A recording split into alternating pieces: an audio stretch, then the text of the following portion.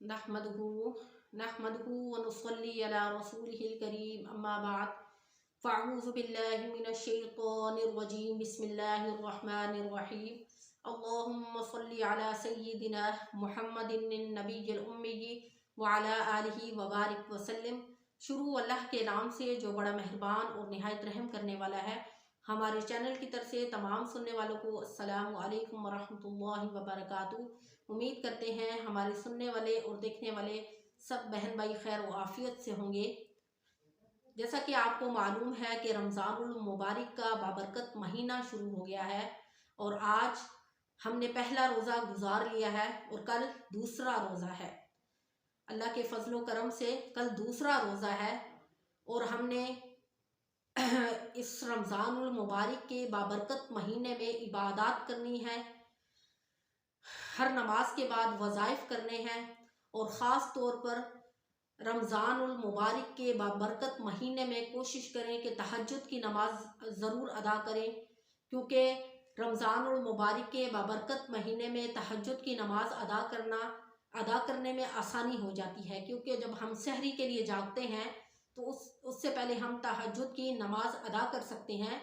अगर बाद में भी सहरी की आप अदा कर सकते हैं, यानी सहरी करने के बाद अगर आपके पास इतना टाइम है कि अभी फजर की अजान नहीं हुई तो तब भी आप तहज्जुद के नफल अदा करें, क्योंकि तहज्जुद के नफल जब हम अदा करेंगे हमारा मामूल बन जाएगा रमज़ानुल मुबारक के बाबरकत महीने में, तो हमें आदत पड़ जाएगी। जब हमें आदत पड़ जाएगी तो हम रमज़ानुल मुबारक के बाबरकत महीने के बाद भी हम ये तहज्जुद की हमारी रूटीन बन सकती है। तहज्जुद की नमाज हम पर फ़र्ज तो नहीं है, लेकिन हम अल्लाह का कुर्ब हासिल करने के लिए अगर तहज्जुद की नमाज अदा कर लेंगे तो ये हमारे लिए ज़्यादा बेहतर है। क्योंकि तहज्जुद के टाइम अल्लाह रब्बुल इज़्ज़त आसमान दुनिया पर खुद फरमाता है कि क्या है कोई बंदा जो मुझसे मांगे और मैं उसको अता करूं, क्या है कोई मुझसे मांगने वाला जो मुझे पुकारे, क्या है कोई मुझे पुकारने वाला जो मुझे पुकारे और मैं उसकी पुकार को सुनूं। तो तहज्जुद के टाइम मांगी गई कोई भी दुआ जो है वो रद्द नहीं होती, क्योंकि वो इंसान जो है तन्हाई में होता है और ख़ास तौर पर उसका ध्यान अपने रब की तरफ होता है। क्योंकि तहज्जुद का टाइम उठना बहुत मुश्किल होता है। तहज्जुद के टाइम वही इंसान उठता है जिसको अपने रब से हकीकी मोहब्बत होती है, और ऐसे लोगों को अल्लाह का कुर्ब हासिल होता है जो तहज्जुद की नमाज अदा करते हैं, तहज्जुद के टाइम उठकर अपने रब से गुफ्तगू करते हैं। तो अल्लाह रब्बुल इज़्ज़त से दुआ है कि अल्लाह रब्बुल इज़्ज़त आपको और मुझे तहज्जुद की नमाज अदा करने वाला बनाए। और जैसा कि आपको पता है कि आज दूसरा रोज़ा शुरू हो गया है। कुछ हमारे बहन भाई ऐसे होते हैं जिनको ये पता ही नहीं होता कि रमज़ानुल मुबारक के इस बाबरकत महीने में हम कौन से आमाल करें, कौन सी ज़िक्र व अज़कार करें। तो आज जो वजीफ़ा मैं आपको बताने लगी हूँ ये ख़ास तौर पर उन बहन भाइयों के लिए है जिनको इस चीज़ की समझ नहीं लगती कि हम दूसरा रोज़ा जैसे शुरू हो गया है तो दूसरे रोज़े में हम कौन सा जिक्र करें या कौन सी तिलावत करें। वैसे तो कुरान मजीद की तिलावत हर हाल में करनी चाहिए, लेकिन वज़ाइफ कौन से करने चाहिए, यानी ज़ोहर की नमाज के बाद क्या पढ़ना चाहिए, असर की नमाज के बाद क्या पढ़ना चाहिए, मगरिब की नमाज के बाद क्या पढ़ना चाहिए, इशा की नमाज के बाद क्या पढ़ना चाहिए। आज मैं अपनी वीडियो में आपको ये बताऊंगी कि आपने दूसरे रमज़ानुल मुबारक में फजर की नमाज के बाद आपने क्या पढ़ना है, इसी तरह ज़ुहर की नमाज के बाद, असर की नमाज के बाद, मगरिब की और इशा की नमाज के बाद आपने कौन कौन से ज़िक्र करने हैं और कौन कौन सी सूरतें पढ़नी है। तो फजर की नमाज अदा करने के बाद आपने उसी जगह पर बैठकर 80 मरतबा अस्तगफार पढ़ना है। बहुत सारे लोग ऐसे हैं जिनको अस्तगफार का नहीं पता, यानी अस्तगफार से मुराद अस्तगफिरुल्लाह रब्बी मिन कुल्लि ज़ंबिन व अतूबु इलैह, ये भी इस्तगफार है। और दूसरा, आपने फजर की नमाज के बाद 80 मरतबा पांचवा कलमा इस्तगफार पढ़ना है। ठीक है, पांचवा कलमा आपने इस्तगफार जो पांचवा कलमा है वो आपने पढ़ना है 80 मरतबा। फजर की नमाज अदा करने के बाद आपने पांचवा कलमा आपने 80 मरतबा पढ़ना है। और इसी तरह आपने ज़ोहर की नमाज अदा करने के बाद कौन सा जिक्र करना है, तो ज़ोहर की नमाज अदा करने के बाद आपने 40 मरतबा सूरत फातिहा पढ़नी है। ठीक है, ज़ोहर की नमाज अदा करने के बाद आपने सूरत फातिहा 40 मरतबा पढ़नी है। ठीक है, उसके बाद आपने दुआ करनी है। और इसी तरह आपने असर की नमाज के बाद 25 मरतबा दुरूद इब्राहिमी पढ़ना है। ठीक है, आपने असर की नमाज अदा करने के बाद 25 मरतबा दुरूद इब्राहिमी पढ़ना है। और मगरिब की नमाज अदा करने के बाद आपने एक तस्बीह अल्लाह रब्बुल इज़्ज़त का ये सिफाती नाम है इसकी करनी है, या वहाबू। 133 मरतबा आपने ये तस्बीह करनी है। मगरिब की नमाज के बाद आपने या वहाबू 133 मरतबा आपने इसकी तस्बीह करनी है। और इसी तरह जब आप इशा की नमाज अदा कर लें तो उसके बाद आपने सलातु तस्बीह पढ़नी है।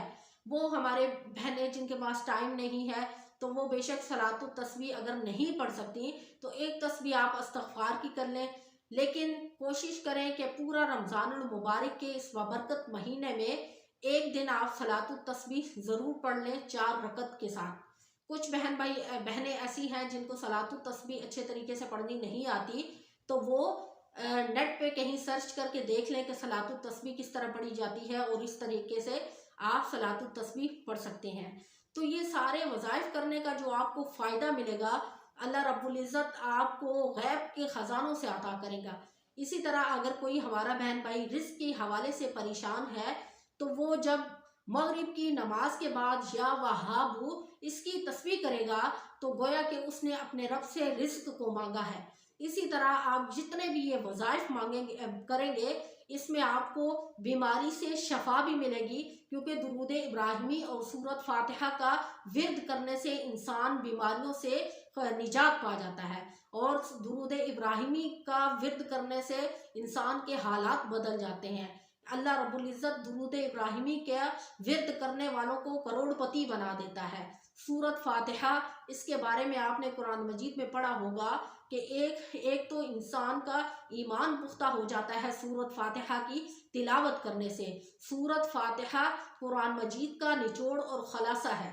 सूरत फातिहा से बीमारियों से शफा मिलती है। सूरत फातिहा के पढ़ने से परेशानियां ख़त्म होती हैं। गोया कि ये जितने भी वज़ाइफ हैं इनका आपको फ़ायदा हासिल होगा। अल्लाह रब्बुल इज़्ज़त आपको इन वज़ाइफ के फ़ायदे देंगे कि आपकी ज़िंदगियां खुशहालियों में बदल जाएंगी।